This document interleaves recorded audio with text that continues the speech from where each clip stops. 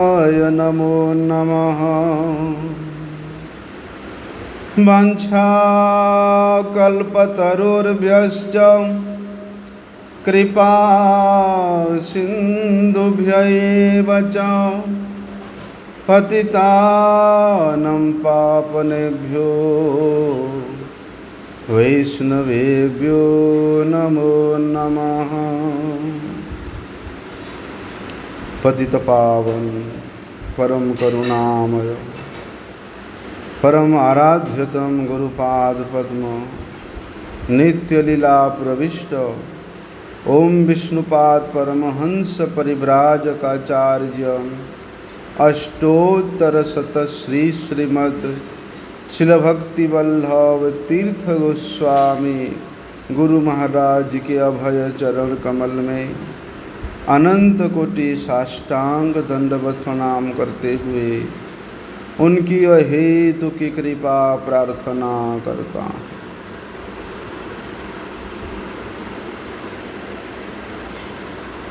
जिसका भगवत कथा में रुचि नहीं है, भगवत कथा श्रवण करने में जिसके हृदय में आसक्ति नहीं है, भगवत कथा के प्रति जिसका लोभ नहीं है, वो व्यक्ति भजन करने का, साधन करने का, सेवा करने का कितने भी अभिनय करे, उसमें कपटता भरा ही रहता है। क्यों? क्योंकि हरि कथा ये साक्षात हरि स्वरूप ही है।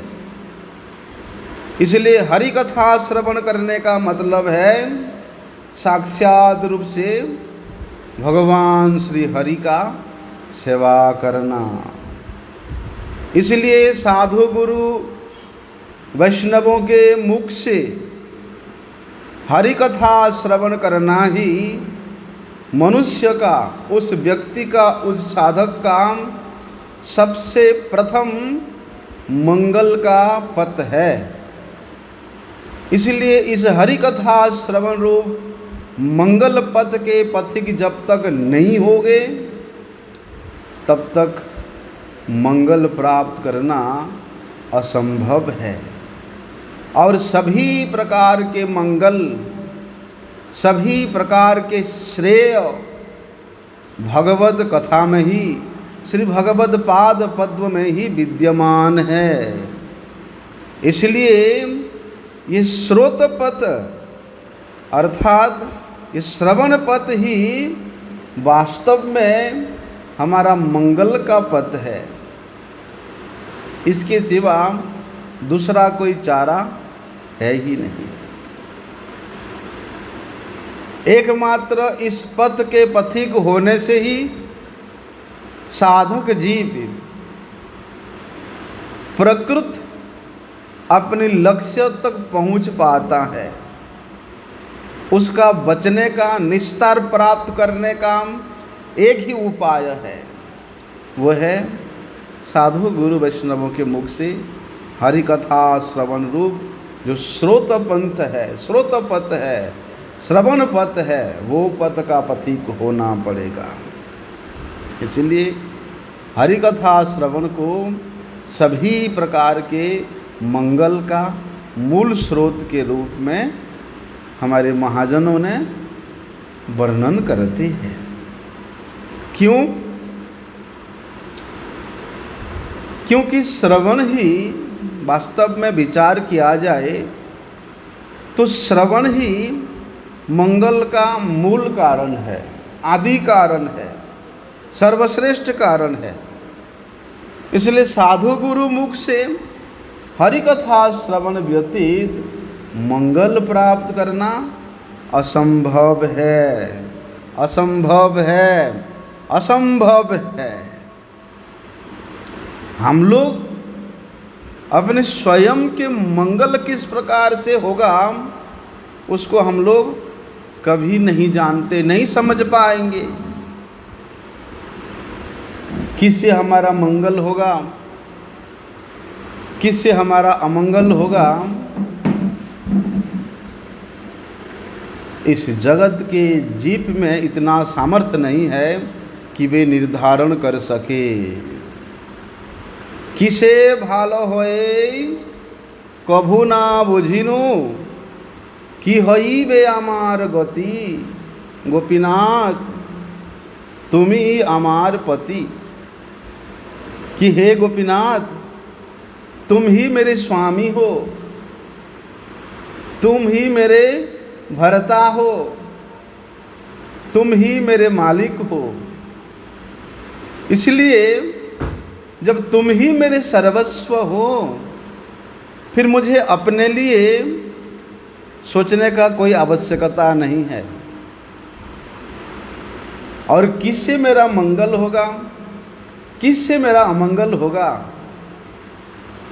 जब तुम वो विचार करोगे तो फिर मेरा अमंगल कभी हो ही नहीं सकता है।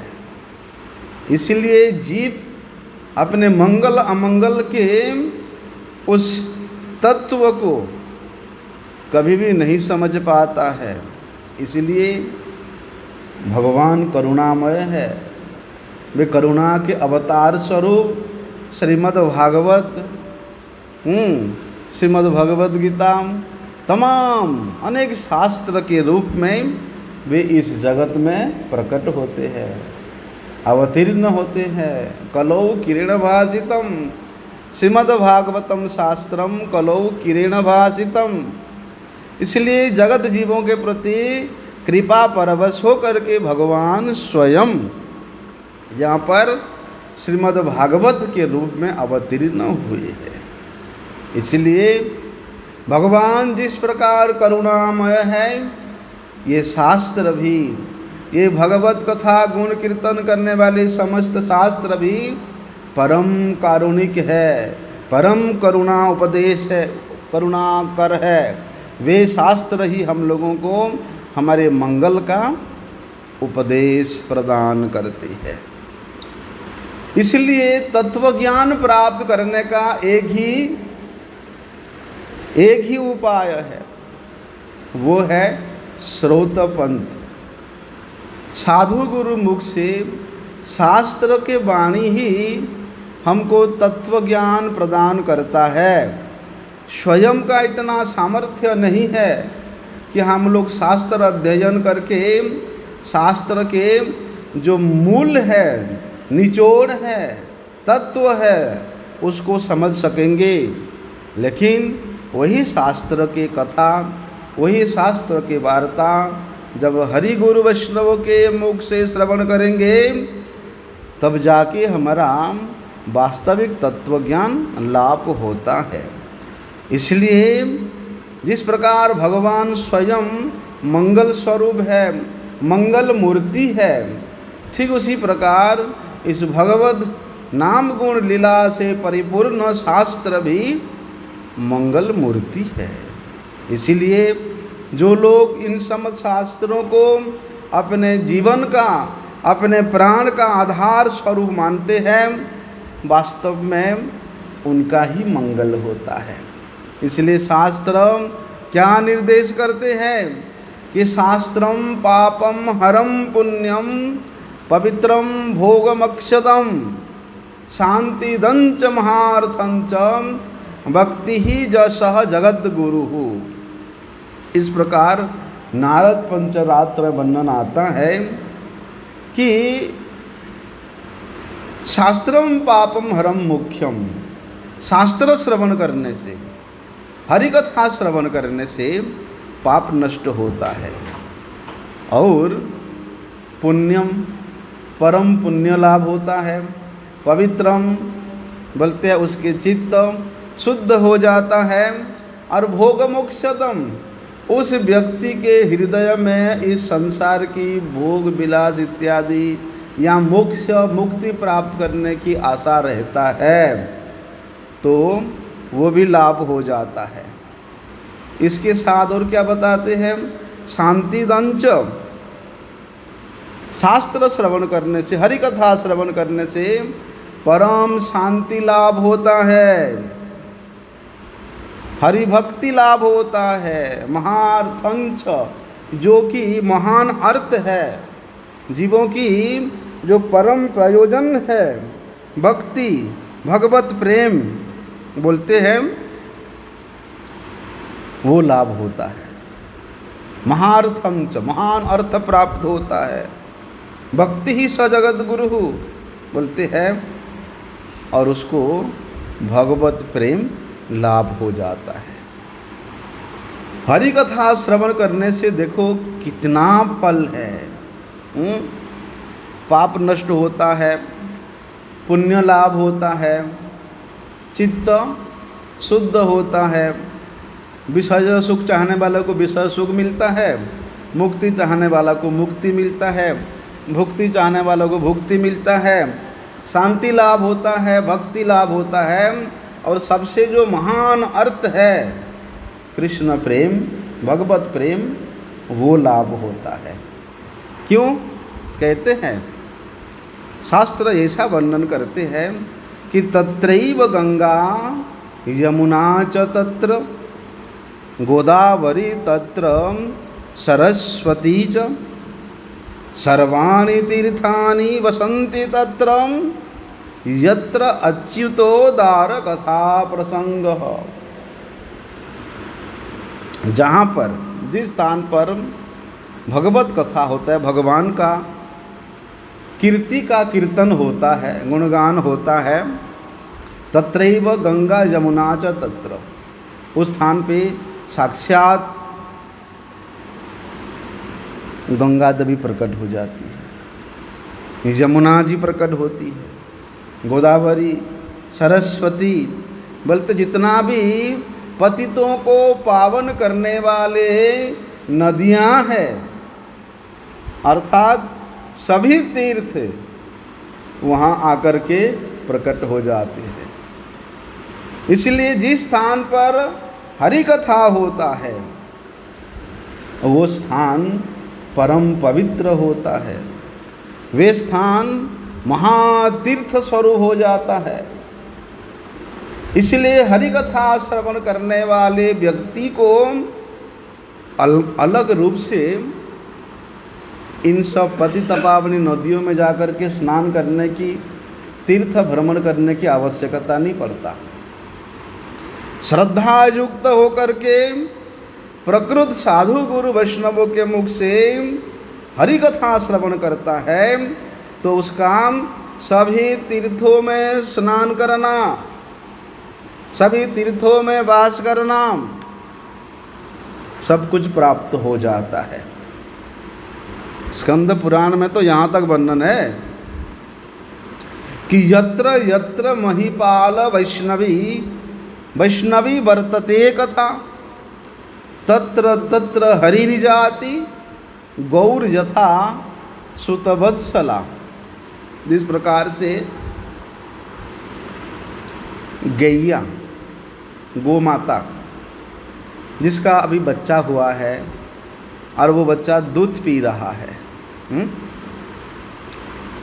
बोलते हैं वो गोमाता अपने दुग्धाहारी स्तन्यपायी उस बछड़ा के पास में रहने को या उस बछड़ा को वात्सल्य प्रेम प्रदान करने को, उसको चाटने को, उसको कितना आनंद होता है, हैं? और बच्चा अगर कहीं भाग भी जाएगा ना तो उसके माँ भी पूंछ उठा के उसके पीछे पीछे भागेगा। अगर कोई अनजान व्यक्ति उस बच्चा को छू भी ले, हैं, गाय कितने भी शांत हो, उसकी आंख लाल हो जाएगा कि मेरे बच्चा को क्यों इसने छूने आया है। क्यों? क्योंकि वहाँ इतना वात्सल्य प्रेम है। ठीक उसी प्रकार यत्र यत्र अच्युतोदार कथा प्रसंगा, जहाँ जहाँ पर हरि कथा कीर्तित होता है, श्री हरि स्वयं वहाँ पर वही सुत वत्सला गोमाता के जैसे उत्कंठित होकर के उस स्थान पर रहते हैं। और हाँ, मेरे भक्तजन मेरे गुणगान कर रहे हैं, मेरे कथा श्रवण कर रहे हैं, भगवान उत्कंठित हो जाते हैं उस जगह पे जहाँ हरि कथा होता है। इसलिए नारद जी एक तो भक्त श्रेष्ठ है, भगवान से भगवान श्री कृष्ण से एक दिन पूछते हैं, क्या पूछते हैं कि हे प्रभु, आप किस स्थान पर वास करते हो, कहाँ रहते हो आप? तमाम भक्त लोग, तमाम योगी लोग, तमाम ज्ञानी लोग, तमाम कर्मी लोग हैं, आपको ढूंढते रहते हैं, आपकी आराधना करते रहते हैं, लेकिन आप कहाँ रहते हो? तो भगवान क्या कहते हैं, नारद जी, नाहं वसामि वैकुंठे योगिनां हृदयेन च मद्भक्ता यत्र गायन्ति तत्र तिष्ठामि नारद। भगवान क्या कहते हैं वहाँ पर कि हे नारद, ना तो मैं वैकुंठ में रहता हूँ और ना ही मैं योगी गणों के हृदय में रहता हूँ, फिर कहाँ रहते हो आप? मद्भक्ता यत्र गायन्ति, मेरे परम प्रेमिक भक्त जन जिस जिस स्थान पर मेरे गुण कीर्तन करते हैं, मेरे कीर्ति का गान करते हैं, मैं उसी स्थान पर विराजमान रहता हूँ। इसलिए भैया, हरि कथा श्रवण करने को अगर मिलता है तो अवश्य श्रवण करो। कैसी भी विकट परिस्थिति क्यों ना आ जाए, हरि कथा श्रवण से अपने आप को वंचित कभी नहीं करना चाहिए। जहाँ पर हरि कथा होती है वही हरि कथा स्थली में सभी तीर्थ निवास तो करते ही है। इसलिए हरि कथा श्रवण करने से गंगा स्नान का फल मिलता है, सभी प्रकार के तीर्थों में भ्रमण करने का फल मिलता है, और ये तो है ही, वहाँ भगवान तो विराजमान रहते ही हैं, बल्कि भगवान के अपने पार्षदों के साथ वहाँ विराजमान रहते हैं। और वहाँ जो लोग बैठ करके हरि कथा श्रवण कर रहे हैं, बोलते उनके प्रति भगवान का कृपा दृष्टि तो है ही है, बोलते भक्तों की भी शुभ दृष्टि पड़ता है उस श्रवणकारी व्यक्ति के ऊपर। इसलिए उन श्रोतागणों के प्रति भगवान का और भक्त का दोनों का शुभ दृष्टि पड़ने के कारण वे हरिकथा श्रवणकारी परम पवित्र तो होता ही है, उसके मंगल का द्वार भी खोल जाता है।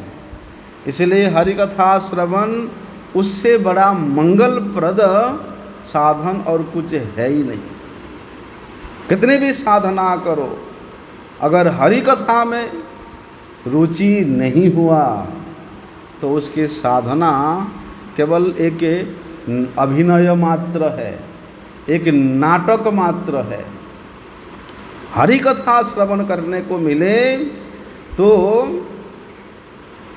व्यक्ति कहीं छुप के बैठ नहीं सकता है। जिस प्रकार से ये लाइट को देख करके पतंगे भागते हैं ना, क्यों भागते हैं? क्योंकि रूप के प्रति आकर्षित होते हैं। हाँ, लाइट का कितना सुंदर स्वरूप है, रह नहीं पाते वो लोग, भागते ही है। ठीक उसी प्रकार जहाँ पर भी हरि कथा कानों में आता है, भक्त जन उधर की ओर भागते हैं। हरि कथा जहाँ जिस स्थली पे होता है उस स्थान की ओर प्रस्थान करते हैं। प्रश्न हो सकता है, ठीक है, इस जगत के जीव अनेक प्रकार की यातना में पड़ करके, दुख में प्रपीड़ित होकर के घोर संसार दुख प्राप्त करता ही है, लेकिन उस घोर संसार दुख से निष्कृति किस प्रकार से प्राप्त कर सकता है? एक ही उपाय है। श्रीमद् भागवत देखिए कैसा वर्णन करते हैं कि संसार सिंधु मति तरस्ताम, संसार सिंधु मति दुस्तर मूर्ति तीर्जो नान्य प्लव भगवत पुरुषोत्तमस्य लीला कथा रस निवेश बनाद अंतरेण पुंसो भवित विविध दुख पदार्थ तस्य। सुखदेव गोस्वामी जी वहाँ वर्णन करते हैं कि संसार सिंधु मति दुस्तर मूर्ति तिरजियो। बोलते इस संसार की जो सिंधु है, संसार रूपी जो सागर है, इसको पार करना बड़ा ही दुस्तर है। ऐसा कोई यंत्र, ऐसा कोई नाव, ऐसा कोई जहाज कोई कभी प्रकट ही नहीं कर सकता है जिसमें सवार होकर के ये संसार महासमुद्र को पार किया जा सकता है। नान्यः प्लवो भगवत पुरुषोत्तमस्य। इसलिए भैया जो व्यक्ति ये संसार सागर में पड़े पड़े इतना कष्ट प्राप्त करता है, उससे निष्कृति प्राप्त करने का उसका एक ही उपाय है। क्या है? लीला कथा रस निषेवनादंतरेण। अत्यधिक श्रद्धायुक्त होकर के अंतर हृदय से जो भगवत लीला कथा को श्रवण करता है, वही व्यक्ति ही इस दुस्तर संसार सागर को पार कर सकता है। इसके सिवाय दूसरा और कोई उपाय है ही नहीं। इसलिए एक तो गंगा नदी है और एक है हरि कथा नदी। किस प्रकार से देखो, श्री कृष्ण लीलामृत ये है हरि कथा नदी, और श्री कृष्ण चरणामृत है गंगा नदी है। श्री कृष्ण लीलामृत है, क्या है? हरि कथा नदी। और श्री कृष्ण चरणामृत है श्री गंगा नदी। बोलते ही दोनों तीर्थ है, दोनों ही महातीर्थ है। हरि कथा नदी और गंगा नदी दोनों ही महातीर्थ है।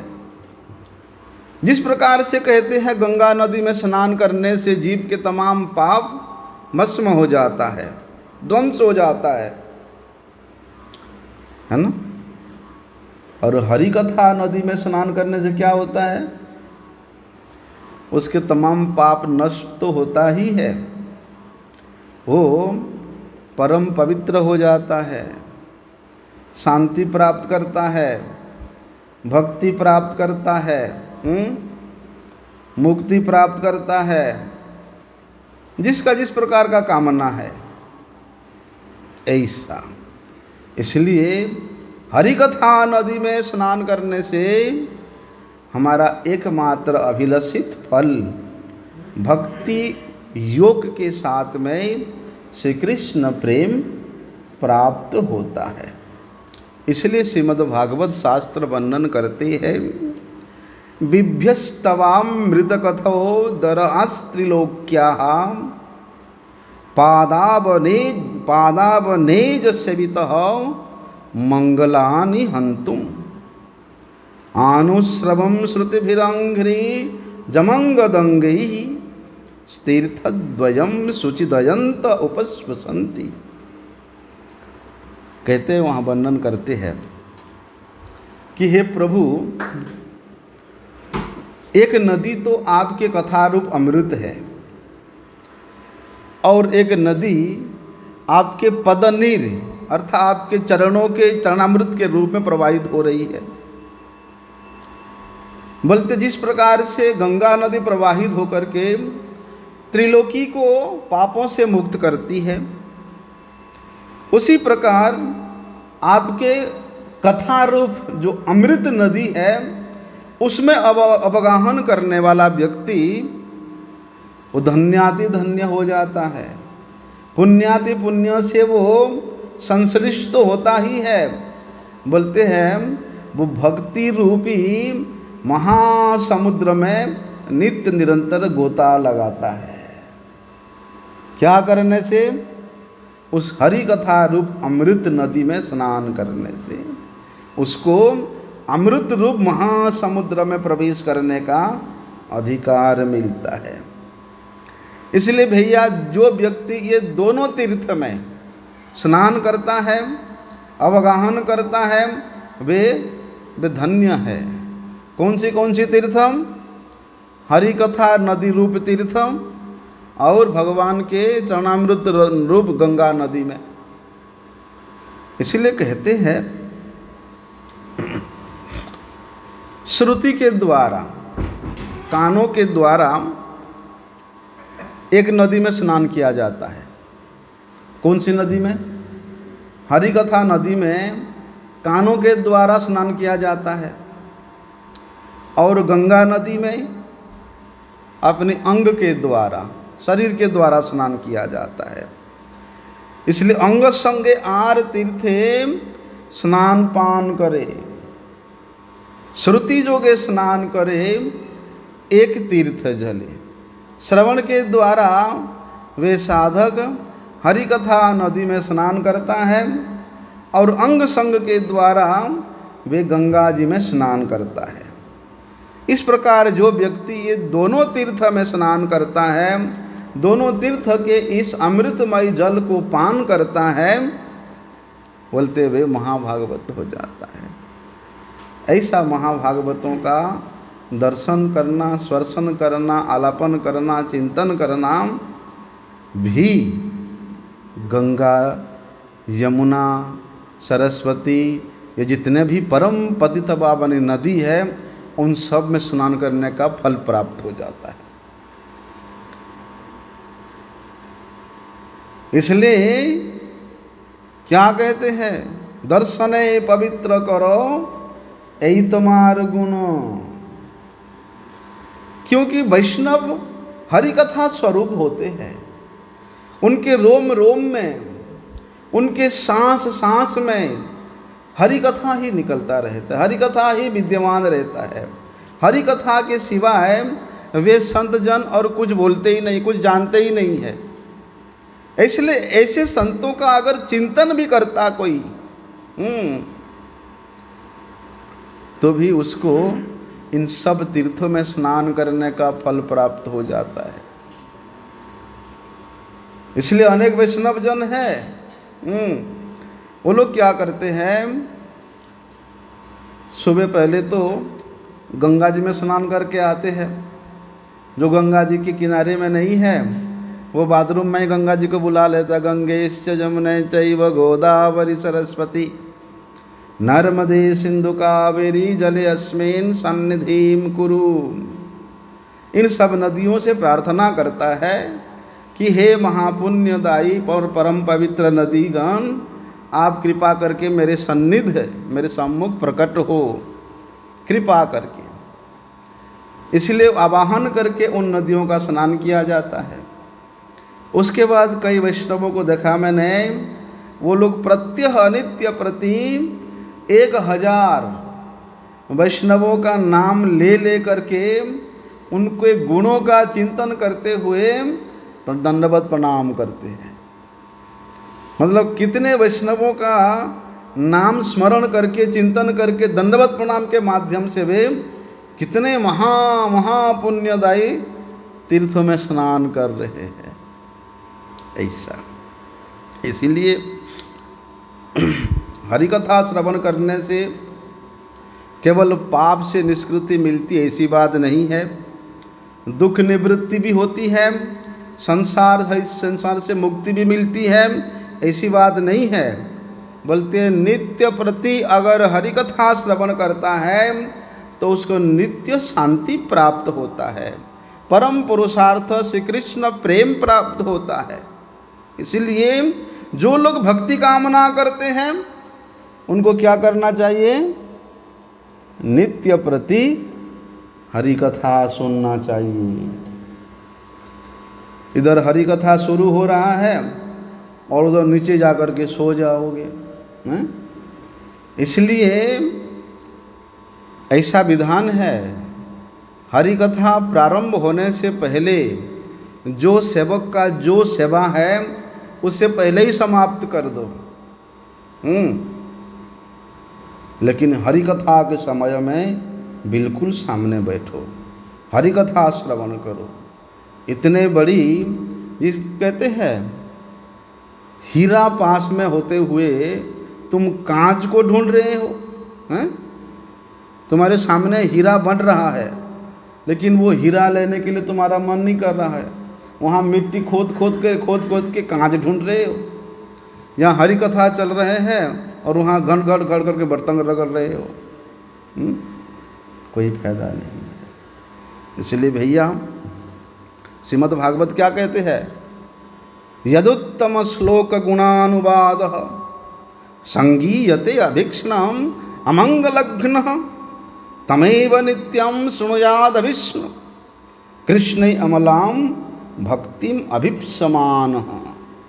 शास्त्र कहते हैं जो लोग यदुत्तम श्लोक गुणानुवाद, जो लोग भगवत पाद पद्म में भक्ति कामना करते हैं, भक्ति चाहते हैं, तो वो लोग क्या करना चाहिए, तमैव नित्यम शृणुयात्, उनको नित्य प्रति साधु गुरुमुख से हरि कथा श्रवण करना चाहिए। कृष्ण अमलाम भक्तिम अभिप्समान, साधु गुरु मुख से अगर वे व्यक्ति हरि कथा श्रवण करता है तो उसके सभी प्रकार के अमंगल नाश होकर के मंगल स्वरूप श्री कृष्ण पाद पद्म में उसका निश्चला भक्ति हो जाता है, उसका अमला भक्ति हो जाता है। इसलिए जो भक्ति प्राप्त करने का उद्देश्य लेकर के हम लोग इस मठ में वास कर रहे हैं, मठवास करने का अभिसा लेकर के आए हैं, वो लक्ष्य से विहीन होकर के, वो लक्ष्यहीन होकर के अगर हम इधर उधर भागते रहेंगे तो फिर कोई फायदा नहीं है। इसलिए जो हरि कथा श्रवण करता है भगवान उसको आपनजन, अपना लोग समझते हैं। प्राय देखा, जो साधक श्रद्धायुक्त होकर के गुरु वैष्णवों के मुख से हरिकथा श्रवण करने के लिए बैठते हैं, गुरु वैष्णवों के कृपा दृष्टि भी उनके प्रति विशेष रूप से पड़ता है, उनसे ही उनका अधिक प्रेम होता है। क्योंकि गुरु वैष्णवों के सबसे मूल्यवान वस्तु क्या है, भगवान है। इसलिए वे भगवान के बारे में ही बोलते रहते हैं। भगवान के साथ उनका प्रेम है, भगवान के साथ उनका संबंध इतना प्रगाढ़ है कि भगवान के बिना, भगवत कथा के बिना दूसरा कुछ बोलते नहीं है। इसलिए जो व्यक्ति हरि कथा श्रवण करने के लिए उत्साही होता है, हरि कथा को जो आदर करता है, हरि कथा करने वाला व्यक्ति उसके प्रति अत्यधिक आदरयुक्त होता है। जिस प्रकार से देखा जाता है, तुम्हारा बच्चा है, जैसे इसके बच्चा को अगर इन्होंने अधिक प्रेम किया, स्वाभाविक रूप से इनके प्रति एक ममत्व भाव, एक अपन भाव आएगा। हाँ, मेरे बच्चा को ये कितना प्रेम करते है ना। ठीक उसी प्रकार, क्योंकि उस माँ के लिए वो बच्चा ही उसका मूल्यवान है, इसलिए उस मूल्यवान बच्चा में जो स्नेह करता है, जो आदर करता है, जो उसको आनंद देता है, माँ का भी उसके प्रति स्वाभाविक रूप से प्रेम हो जाता है, अपनापन हो जाता है, रिश्तेदारी बन जाता है। पहले शत्रुता होता था, लेकिन जब से बच्चा हुआ और बच्चा बगल वाला के घर में जा के वहाँ बैठता है और बच्चा उनके बिना रह नहीं पाता, वहाँ इतना प्रेम मिलता है, तो शत्रुता भूल करके वहाँ प्रेम हो जाता है। होता कि नहीं होता?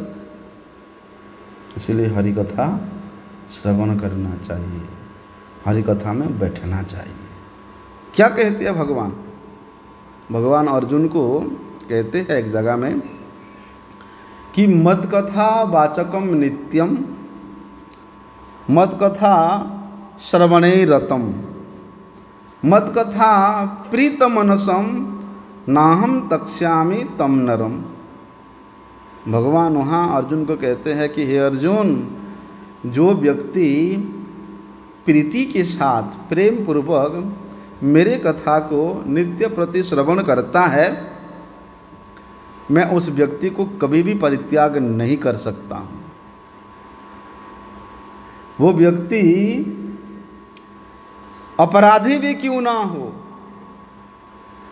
वो व्यक्ति पापी भी क्यों ना हो, लेकिन मेरे कथा प्रीतिपूर्वक श्रवण करने के कारण मैं उसको नहीं त्याग सकता, परित्याग नहीं कर सकता हूँ।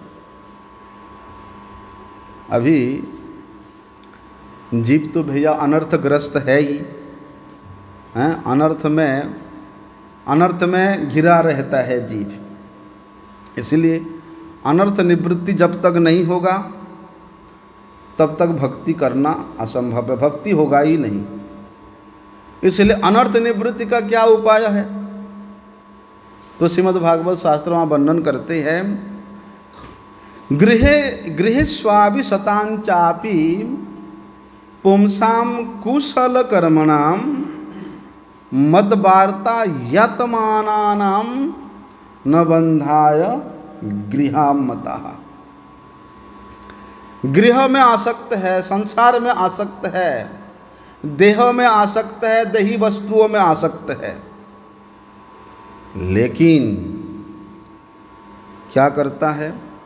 मत वार्ता यतमानायम, मेरे वार्ता को, मेरे कीर्ति को, मेरे कथा को सुनता है। कहाँ सुनता है? बोलते मेरे भक्तों के मुख से सुनता है। वो व्यक्ति कितने भी गृह में आसक्त हो, उसका बंधन नहीं हो सकता है, उसका दोबारा जन्म हो ही नहीं सकता। कितनी बड़ी बात है, देखो। गृहे स्वाभि शताम चापि पुंसाम कुशल कर्मणाम मद वार्ता यातमानानाम न बंधाय गृहम मतः।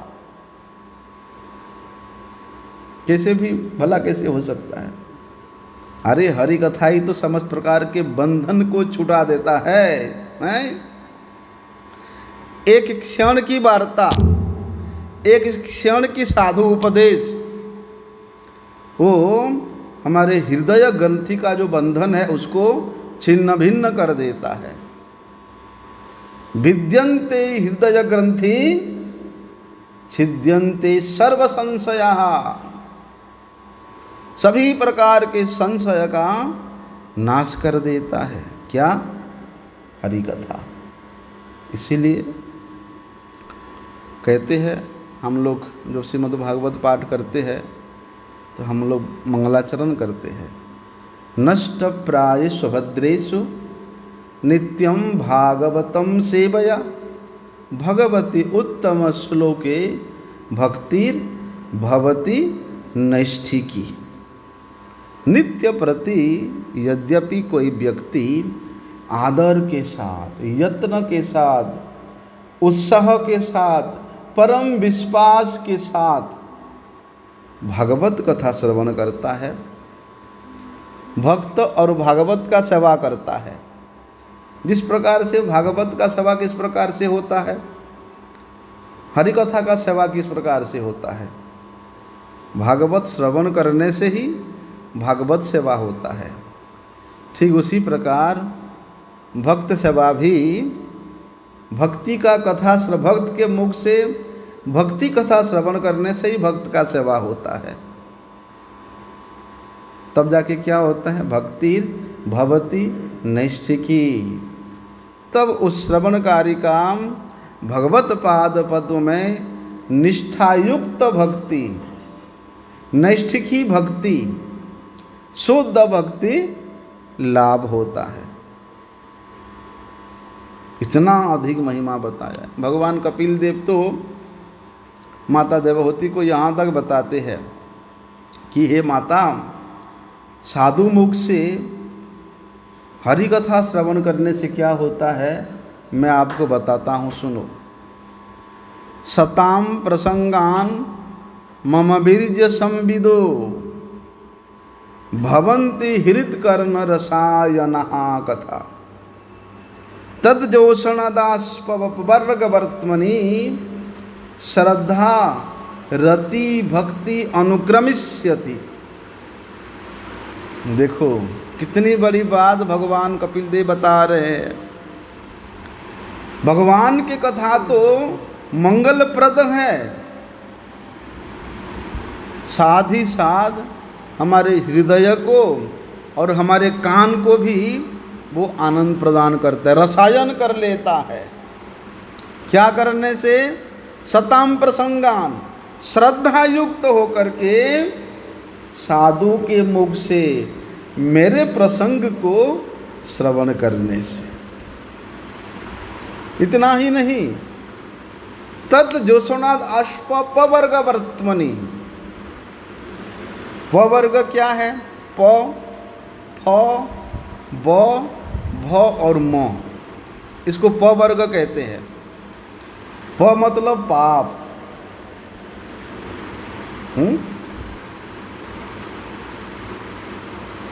फ में क्या? बोल, नहीं जानता है? हैं?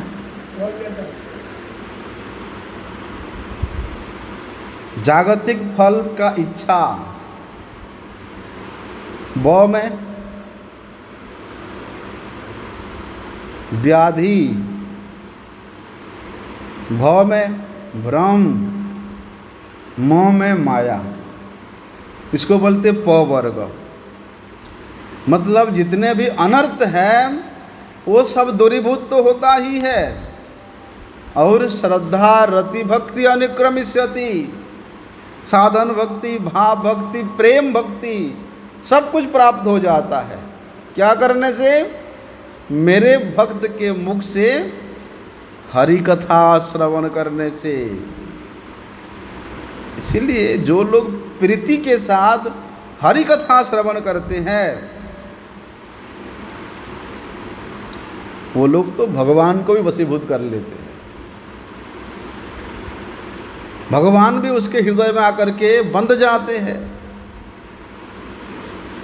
वहाँ पर श्रीमद् भागवत में ब्रह्मा जी वर्णन करते हैं कि ज्ञाने प्रयासमुदपासनमन्त एव जीवन्ति सद्मुखरितां भवदीय वार्तां